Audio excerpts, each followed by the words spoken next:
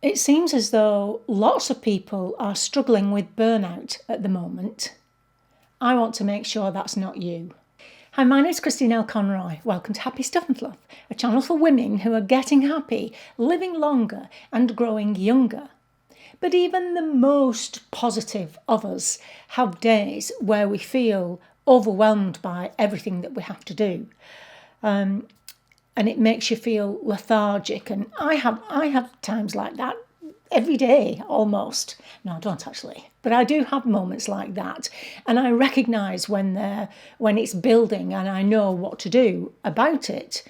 But I've been watching a few YouTube videos recently where the presenters have actually broken down on screen. One of them, who is a therapist herself and who knows all about burnout. So you see, none of us are actually immune. And the thing about the things that we talk about, or suggestions that I give, you actually have to do them if they're going to work. And very often we don't take our own medicine, shall we say. So let me put that out there. First of all, lots of people, as I say, I put a little poll out. Thank you very much for those of you who answered. It really helps me when you answer the polls that you'll see from the community tab. And 50% of you said that you suffered burnout some of the time or overwhelmed some of the time, and the rest of you suffer it all of the time. So I thought I'd like to just talk about a few things that you can do. Well, first of all, what is it, burnout? Does it actually exist, or is it just like a trendy new term for depression? It's very similar to depression, in fact. The difference is it's more kind of work-related. It's a work-related stress, and the World Health Organization recognises burnout as a form of job-related stress that is characterised by the following three symptoms. So, emotional exhaustion. You feel easily upset and you're bursting into tears and you're not really sure why. Or you might be angry and irritable and not know why. You might also feel a kind of unshakable low energy. Negative feelings about work. You might be feeling a lack of motivation, a lack of enjoyment. You may feel that you're not actually achieving anything and you've lost inspiration or enthusiasm where once you loved what you were doing. And then you can't seem to complete on projects, so you don't seem to be moving forward, or you are procrastinating for some reason. Or do you say yes to absolutely everything and everybody and find yourself overburdened? So it's these things. Overwhelmed then, simplified, of course, emotional exhaustion, negative feelings about work, and you can't seem to complete on projects. You don't seem to be able to get anything done. So what are the causes? Well, I think we have a good idea, a pretty good idea. If you're honest with yourself, you will have an idea of what the causes are. Just some of the things. So, for example, do you continue to work through your lunch hour and then continue to work or answer your emails or check your emails whilst you're at home and you've actually finished work? Do you expect too much of yourself? Does everything have to be perfect before you can leave work to go home? Are there actually things wrong at work, such as maybe poor management or micromanagement? Do you feel you have any control or any kind of autonomy over what it is that you do at work? Maybe you feel that everybody wants a piece of you, and that they come to you for the answers and that you have to have all the answers. If you're constantly feeling like this, then it's going to lead to burnout. Now, the dangers of that, quite apart from it leading to things like constant colds, let's say, never being able to actually get over a particular illness, headaches, stomachache. In actual fact, in the US alone, occupational stress leads to an estimated 120,000 deaths every single year. Deaths from occupational stress. So the danger is that when this is happening to you, you kind of put up with the situation and just look forward to the weekend, or just look forward to your annual holiday, thinking like, oh, I'll be okay. In a few weeks' time, I'm off for 2 weeks or whatever. And you just tend to put up with what's going on. But you have to remember, this is your life.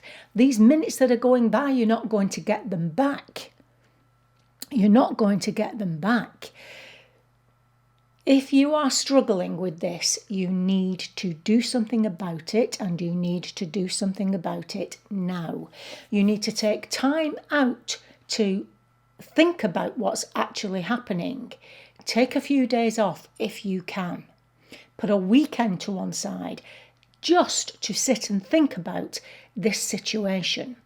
Now, I'm going to give you some suggestions of what to do. You will probably not have thought about some of these things before, and I'm pretty sure they're going to help you. They certainly help me when I find myself feeling overwhelmed through work.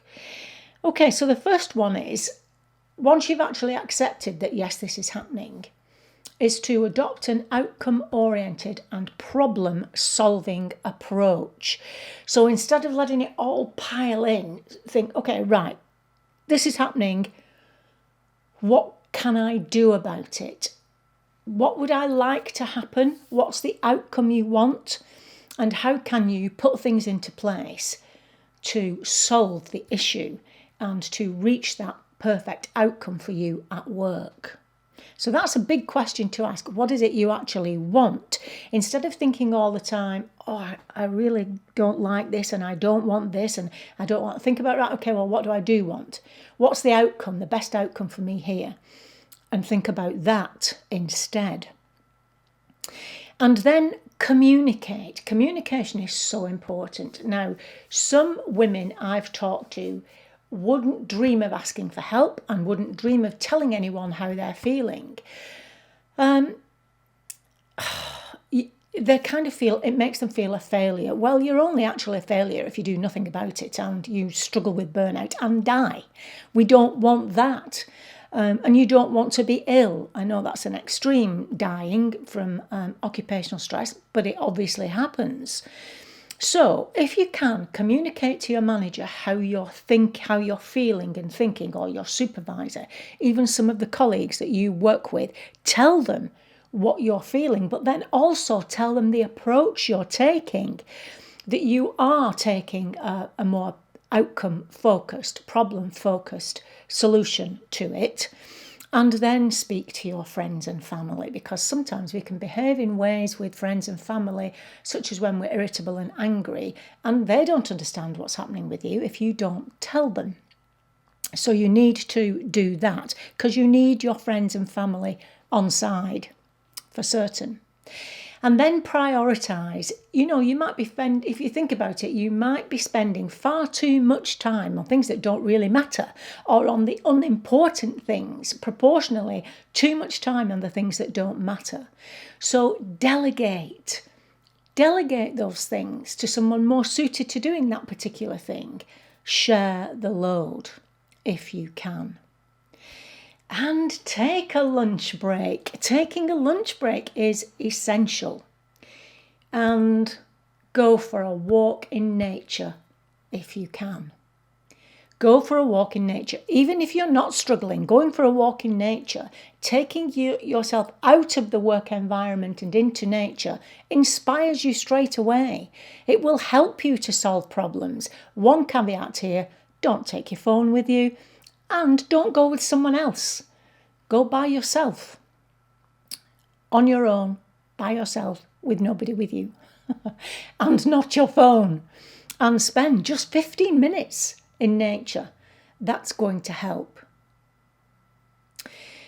Okay, and next, use your VIA strengths. If you don't know what that is, I will leave the end card video, and I'll leave the links to it down below, to the video on strengths.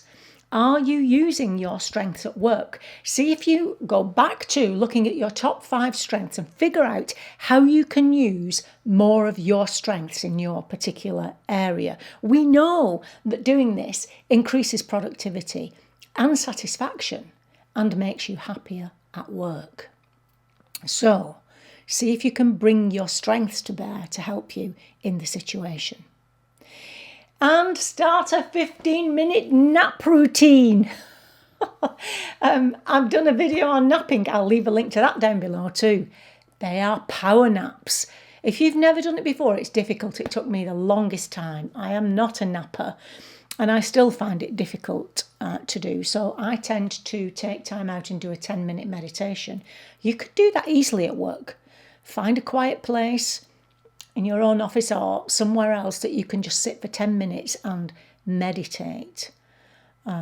If you can't actually nap at work. But certainly when you get home from work, you could have a 10-minute nap before you kind of transition then into your evening and family life.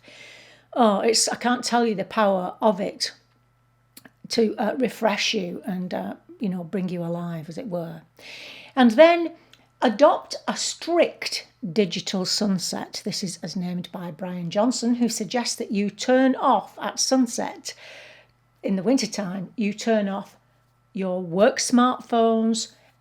I mean, in the summertime when it's kind of light until quite late on. After dinner, make it a rule after dinner.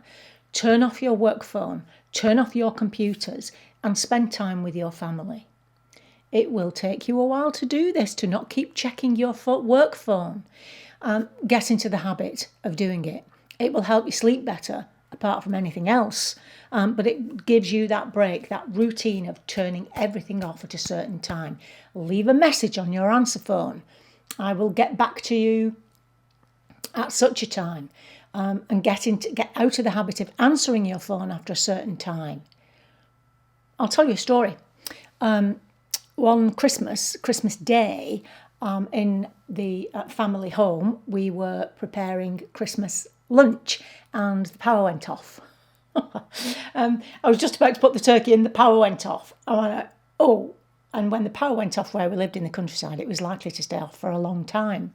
So we packed everything up. We were fortunate we were able to do this. And we all went down to the kitchen showroom where we had our business. Because, of course, we had live machines, live ovens and so on, and tables set out. So we went and had Christmas lunch in the showroom.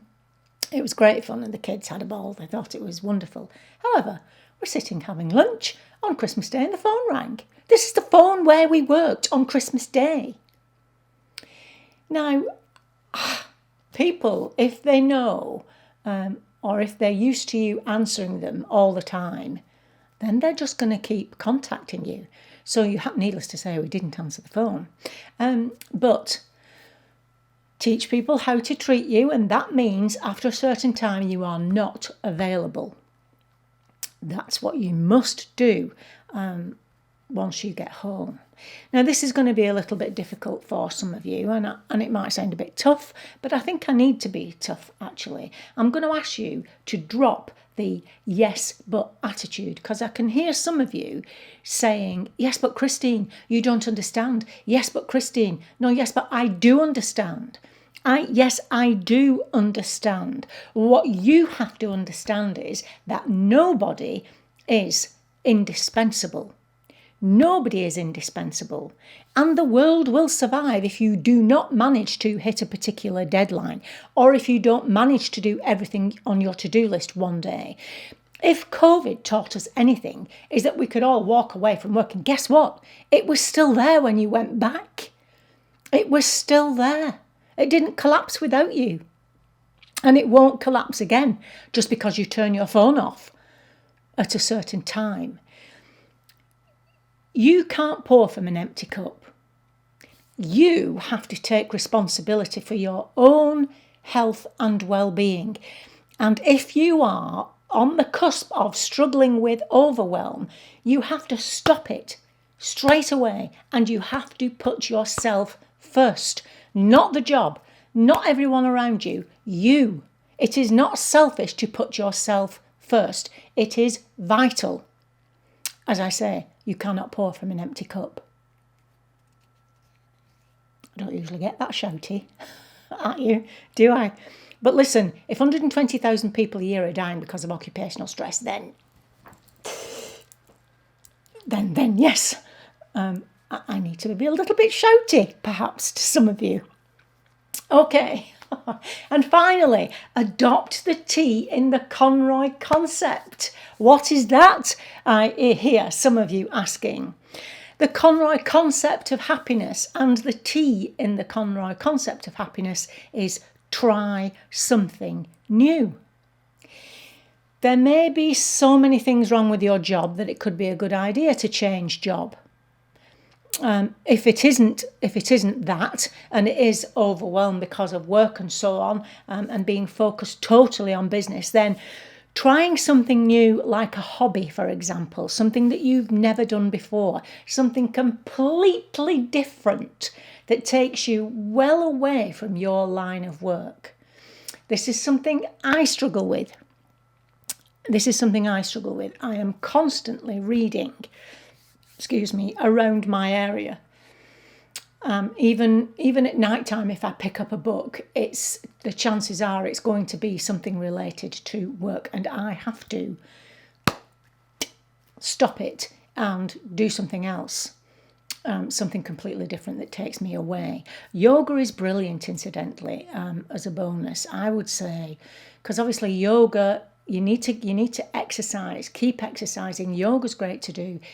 Sleep well, keep yourself hydrated, all of those things These things that I've talked about here. So adopt an outcome-oriented, problem-solving approach. Communicate to your managers, your supervisors, your friends and family. Prioritise, then delegate. Make sure you're taking breaks during the day. Use your VIA strengths as often as you can. Start a 15-minute nap routine or meditation if you would rather. Adopt a digital sunset, a strict digital sunset where you turn all of your work-related things off. Drop the yes but attitude and try something new. Now, you might not be able to do all of these things, but start doing one or two of them here and there. They will help you. I don't want to lose you to illness of any kind because you're stressed out at work. If you've ever felt that, or if you're feeling it, or if you've done anything at all that helps, then will you please tell us in the comments box below, because it will help other people when they read comments. In fact, leave a comment anyway. I'm feeling a bit lonely these days, actually. That's what you can do. You can comment, leave comments, talk to me in the comments on the videos. That would be wonderful. And watch out for any polls from the communication tab that help me to help you get happy, live longer and grow younger, or even get happy, grow younger and live longer. I'll see you next time. Bye-bye.